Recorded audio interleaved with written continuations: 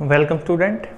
आज का जो हमारा टॉपिक है इसमें हम डिस्कस करने वाले हैं इलेक्ट्रिक फ्लक्स के बारे में। जो मैंने आपको पहले वाले लेक्चर में बताया था कि जब भाई आप इलेक्ट्रिक एरिया वेक्टर हम क्यों पढ़ रहे हैं, क्योंकि इसका जो जिक्र है वो हम करने वाले हैं जो हमारा नेक्स्ट टॉपिक होगा उसके अंदर। तो यहाँ पे हमने पढ़ा या फिर हम पढ़ने वाले हैं इस लेक्चर में इलेक्ट्रिक फ्लक्स के बारे में। और इलेक्ट्रिक फ्लक्स के बारे में यदि हम पढ़े उससे पहले हमने ये चीज़ पढ़ी थी क्या कि जो इलेक्ट्रिक फील्ड है हमारी ई है वो डायरेक्टली प्रोपोर्शनल होती है कि नंबर ऑफ फील्ड लाइंस। यदि फील्ड लाइन ज़्यादा है तो इलेक्ट्रिक फील्ड ज़्यादा होगी, और उसका जो रेशियो है मतलब जो इलेक्ट्रिक फील्ड लाइंस हमारे पास वो डायरेक्टली प्रोपोर्शनल है number of field lines upon area perpendicular जो हम लेके चल रहे, या जो स्मॉल एरिया का पोर्शन हमने लिया है उसके। ठीक है, इलेक्ट्रिक फ्लक्स क्या होता है, इसकी हमें प्रोडक्ट करवानी है जो एरिया हम लेके चल रहे हैं, जो स्मॉल एरिया हमने माना है उससे, मतलब इसकी प्रोडक्ट करवाएं हम डी से। तो ये क्या हो जाएगा, ये क्या है, number of field line passes through the area.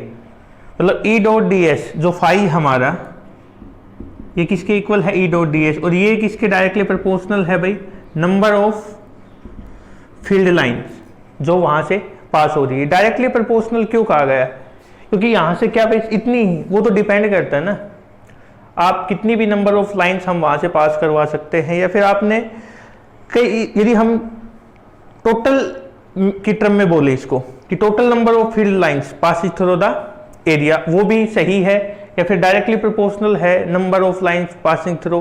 अब टोटल में भी हम उन्हीं की तो बात कर रहे हैं ना जो यहाँ से पास हो रही, क्योंकि कोई ज़्यादा लेके जा सकता है, कोई इस एरिया में से कम निकाल सकता है। हम जितनी पास आउट कर हो रही हैं उन सभी की बात कर रहे हैं। ठीक है, तो यहाँ से यदि हम लिखें इसके अंदर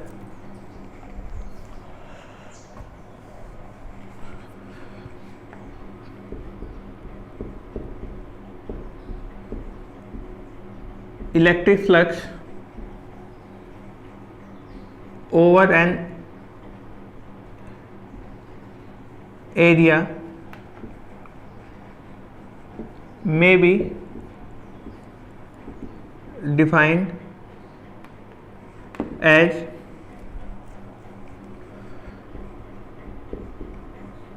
total number of field lines passing through that area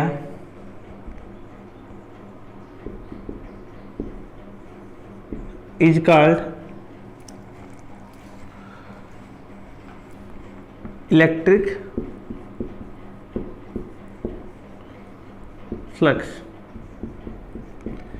It is denoted by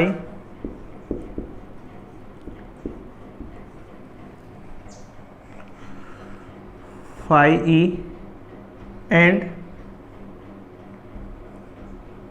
given by phi e is equal to e dot D S. अब या तो आप इसको e डॉट डी एस की टर्म में लिख सकते हैं, या फिर e डॉट डी एस की टर्म में हम ना लिखें और हमें यूनिट वेक्टर साथ लेके आना हो इसका। ठीक है, क्या लेके आना हो, यूनिट वेक्टर कौन सा जो इसकी डायरेक्शन को रिप्रेजेंट करता है। यहाँ पे हमने ये लिख लिया।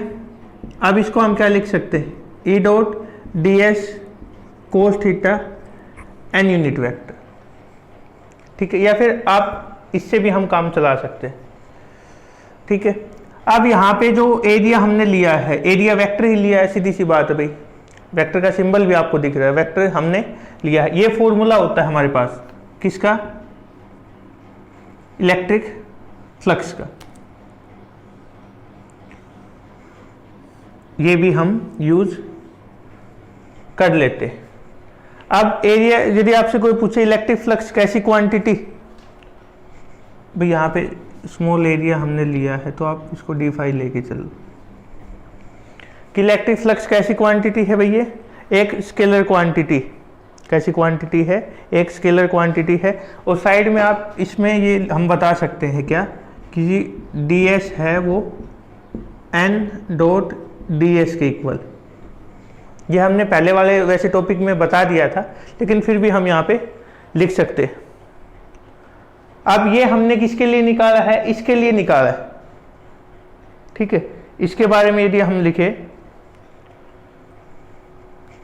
या फिर आप एक काम करें, इसको रहने दो एक बार, इसको हमें ना, इसको रुक जाओ,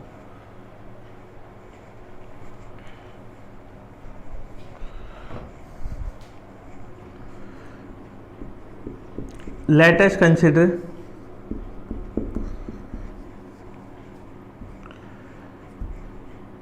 a small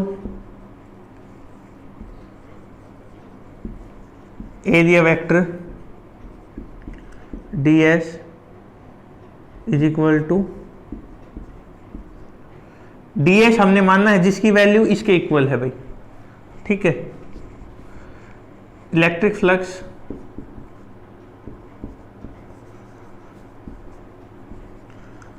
over this area is given by phi e is equal to e dot ds, और ये किसके इक्वल हो जाएगा भाई, e ds cos थीटा के इक्वल, ठीक है। आप इस तरीके से इसको लेके चल सकते हो। और यदि हम बात करें भाई अब इसकी यूनिट एंड डायमेंशन की, तो it is a first of all scalar quantity. दो आपके पास वेक्टर है, उनकी डॉट प्रोडक्ट करवाएंगे तो स्केलर क्वांटिटी आएगी हमारे पास।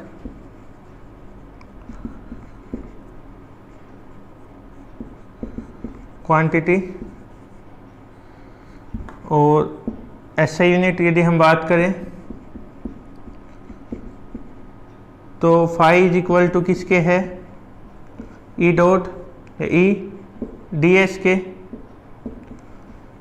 इलेक्ट्रिक फील्ड की न्यूटन पर कूलम, एरिया की मीटर स्क्वायर।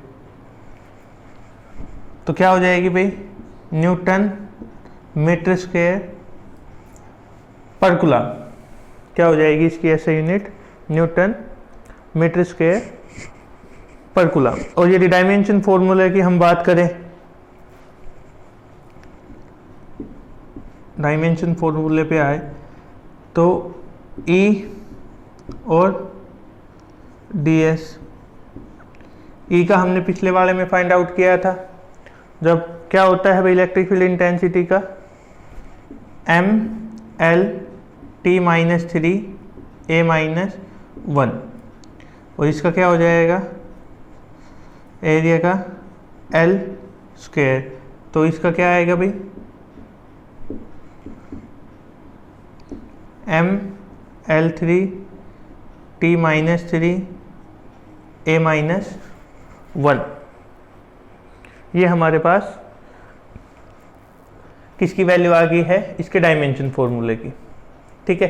यहाँ तक आप एक बार स्क्रीनशॉट ले सकते हो। उसके बाद इसके कुछ स्पेशल केस है, वो हम डिस्कस कर लेते हैं। स्पेशल केस सीधी सी बात है किसके ऊपर डिपेंड होंगे भाई, ए डी एस पे ना होके जो हमारे पास एंगल गिवन है उसके ऊपर हम स्पेशल केस इसके फाइंड आउट करेंगे, ठीक है।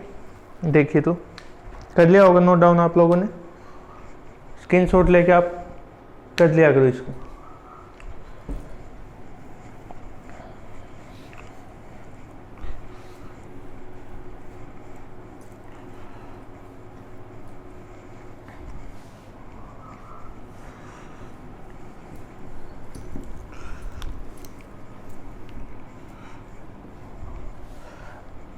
अब इसके अंदर यदि हम बात करें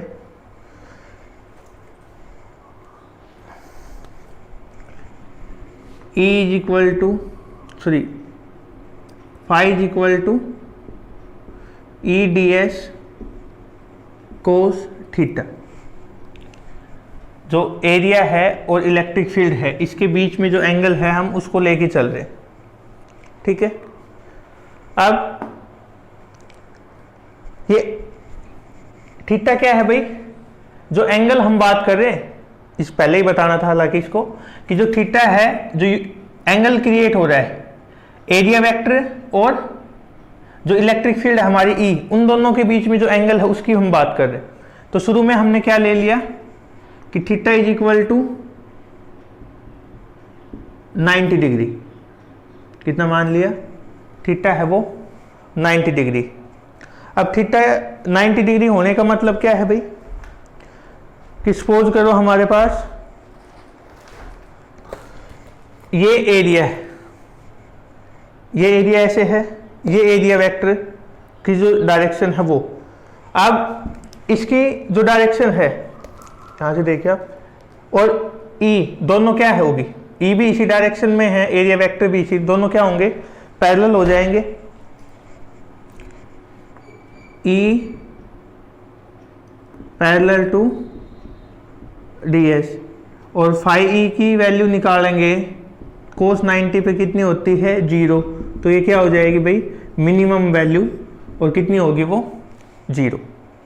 अब यदि हम बात करें थीटा हमारे पास है 0 डिग्री, कितना है 0 डिग्री। अब एंगल दोनों के बीच में 0 डिग्री का किस किस के बीच में, जो ई और एंगल 0 डिग्री कब होगा भाई, एंगल जो है वो 0 डिग्री कब होगा, जो पहले वाला केस, एक सेकेंड भाई थोड़ा कंफ्यूजन हो गया। अब एरिया हमारे पास जो पहले वाला केस था ना, उसमें एरिया ऐसे था भाई, उसमें एरिया ऐसे था, तब हमारे पास दोनों क्या हो गए, इसमें जो हमने बात की थी थोड़ा उस कंफ्यूजन हो गया कि अब जो पहले वाला केस था पहले उस पर बात कर लेते हैं। इसमें एंगल इन दोनों के बीच में 90 है, तो ये हम एरिया वेक्टर मान रहे, तो सीधी सी बात है ये एरिया ऐसे आएगा, तभी इन दोनों के बीच में एंगल 90 डिग्री का बनेगा। अब एरिया हमारे पास ऐसे है, अब इसमें से नंबर ऑफ जो फील्ड लाइन है वो सबसे ज्यादा पास, बस सीधी सी बात है इसको लेके चलो ना, कि अब ये सपोज करो हमने ऐसे ले रखा है, तो इसमें से जो फील्ड लाइन पास होंगी वो सबसे कम होंगी। अब यदि हमने ऐसे कर लिया तो इसमें से फील्ड लाइन सबसे ज्यादा पास होगी, ठीक है। अब जो एरिया वेक्टर है और जो फील्ड है उनके बीच में एंगल कितना हो गया 0, और 90 होगा तब हम इसको ऐसे मान के चलेंगे, ठीक है। ये एक बार उसको थोड़ा करेक्ट कर लेना। Theta 0, E perpendicular to ds, और फाई ई की वैल्यू क्या आएगी भाई हमारे पास, ई ds के इक्वल आएगी, और ये क्या होगी मैक्सिमम।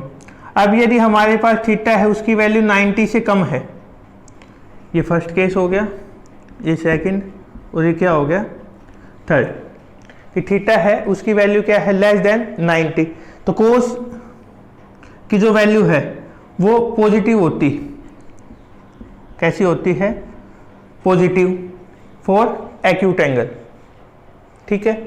फोर्थ यदि हम बात करें थीटा इज ग्रेटर देन 90, तो फाई ई की वैल्यू क्या हो जाएगी भाई हमारे पास नेगेटिव, क्या हो जाएगी नेगेटिव। तो ये इसके स्पेशल केस थे, नोट डाउन कर लेना इनको भी नोटबुक में, जो आपके लिए इंपॉर्टेंट है, ठीक है। Thank you.